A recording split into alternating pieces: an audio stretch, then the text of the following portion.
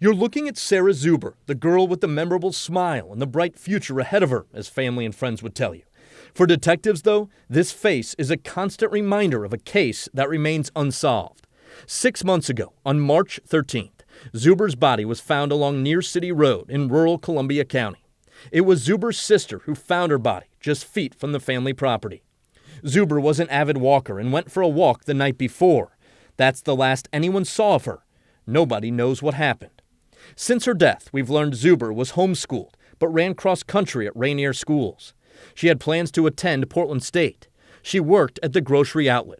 Here's what a former coworker said in the days following her mysterious death. Just kind of a free-spirited gal. Just always had a smile. You'd never think that there was anything wrong with her. I never heard her complain about anything. Just vibrant gal, you know.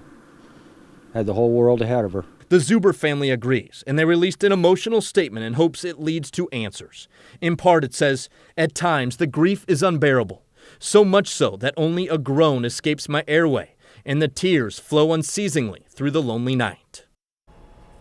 Your heart just breaks for that family. They desperately want to know what happened to Sarah. If you have any information, pick up the phone and call the Columbia County Sheriff's Office. Laurel? Our hearts do break, and we hope the family knows how much we support them. Thank you, Mike.